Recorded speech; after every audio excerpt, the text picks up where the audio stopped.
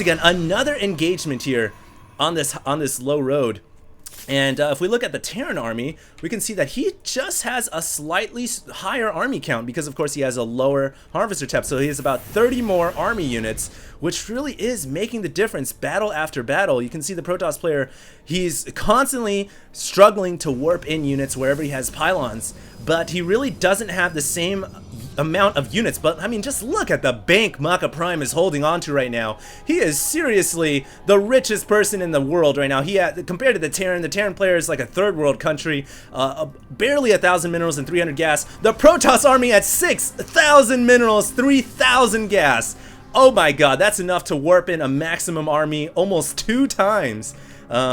I would honestly like to see maybe Mothership Carrier come out now at this point. Maybe even some Colossus tech. I mean, honestly, where are the Colossi? They would be so good. Here comes some Ghosts. Oh, getting a little bit too close to the cannon.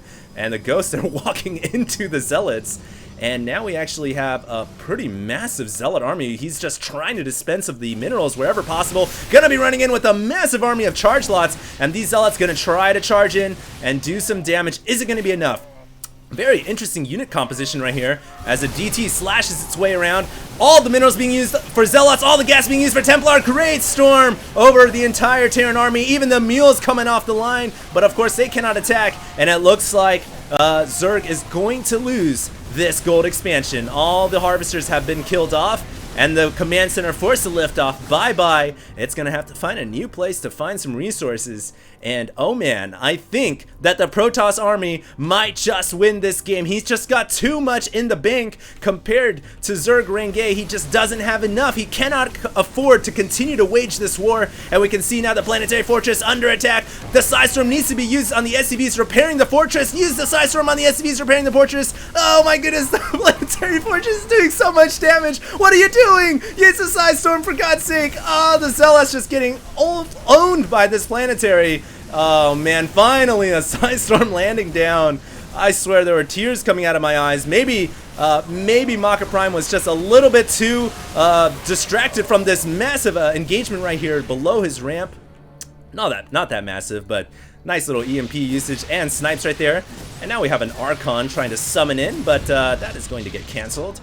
So, I don't know, a lot of SCVs there went down for the Terran player, but he's got so many command centers. 1, 2, 3, oh, he's mined out of there. 4. So he's got so many command centers, he can build up that SCV count very, very quickly. There's the 5th command center. And right now, it looks like ZergRanGae is at 1, 2, this 1, 2, 3 potentially full mining bases, but I would more call that maybe 1.5 at this point. Most of the SCVs being concentrated at the gold expansion. We also have a DT going out here, Silent Assassin, another DT, Cloak versus Cloak. Who's cloakier? And let's take a look at the Protoss. He's got 1, 2, 2. Oh, 1.5. Wow. Protoss army has really mined out everything, but you got to keep in mind that's because he's got everything banked. He's got 10,000 minerals, 4,000 gas, so really no reason to look at the Protoss player, no reason to look at Maka.Prime's economy when he's pretty much mined everything. It's stored inside his Nexi, whatever the plural is, Nexus is. And here comes the Dark Templar once again. Gonna start to try to slice and dice some of these workers. Oh, nice EMP right there. The EMP does momentarily reveal Dark Templar, and there goes another EMP on that DT. So it does momentarily reveal cloaked units, and that is why the Dark Templar was used. No, the EMP was used, excuse me.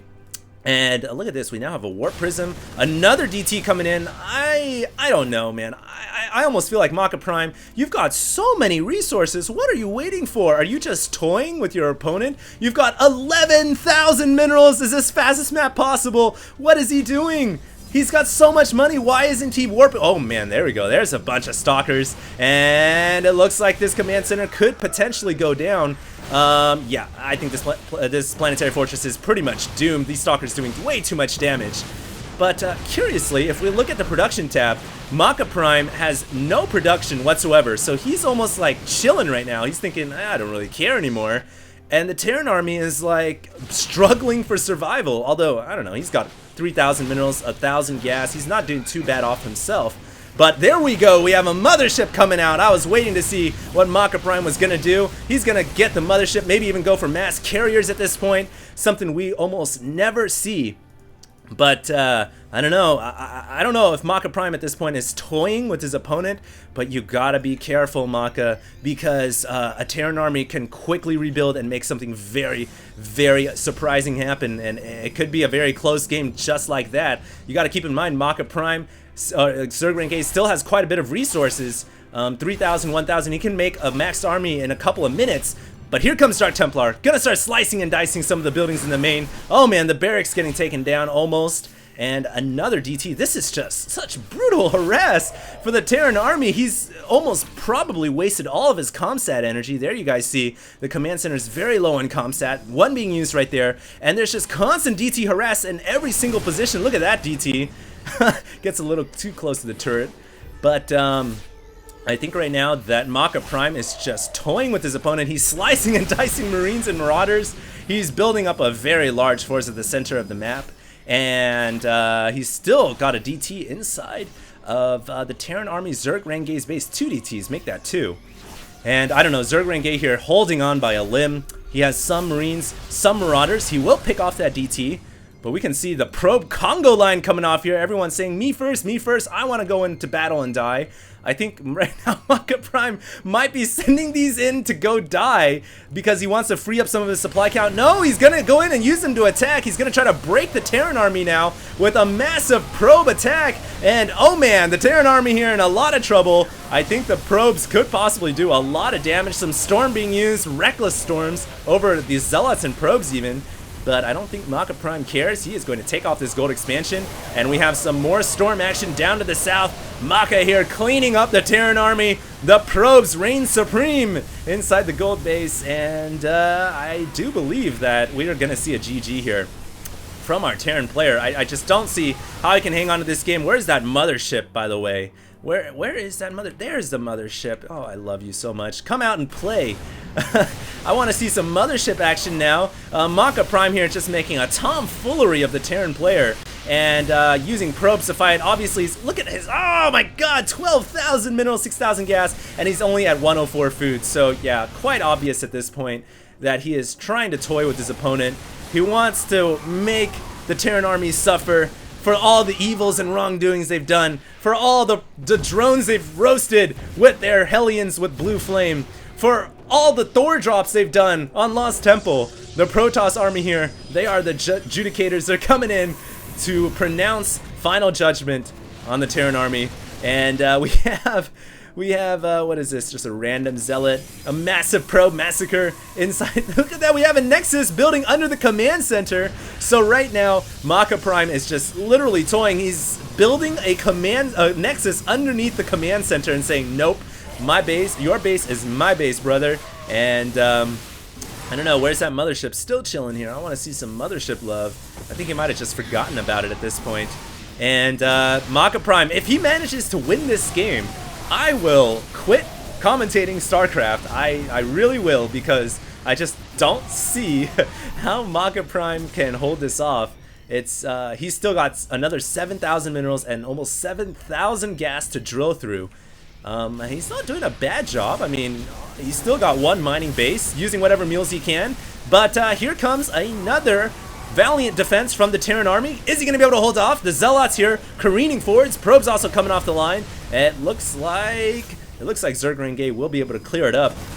But more forces warping in. This pylon will serve to be a very, very big nuisance, because this pylon will warp in 4,000 minerals and 6,000 gas worth of units, and that is just a constant stream of Protoss warriors. I do believe this may be just the longest Terran versus Protoss game that I have casted in quite some time. There's the mothership! The mothership arrives in the completely wrong location, and oh man, that's a bunch of zealots it just recalled in. So the recall from the mothership, that's an ability we almost never see used. But there it goes. The zealots coming in, taking out the Terran infrastructure. We have more forces warping up here. I think that our Terran player ZergRanGae is going to have to tap out pretty soon here. I just don't see how he can hold on. Oh man, it was definitely a close game for, I don't know, the first 30 minutes. The last 15 maybe a bit one-sided. The Protoss army just getting a little too out of control there. And I I don't know, doing. It was a good game. I do have to say, I'd love to see long, drawn out games. The first 30 minutes definitely intense. I have to replenish my adrenaline. Might have to drink some Red Bulls or something because now I have no adrenaline. But at least I can go to sleep, guys. So. Thanks a lot for tuning in, and once again, BlizzCon will be this Friday, Saturday. I will be uploading some games during the week and weekend because obviously, you know, I'll just precast some games and upload them while I'm gone. And yeah, I just want to thank you guys all for tuning in, and a very long cast here, but an exciting game.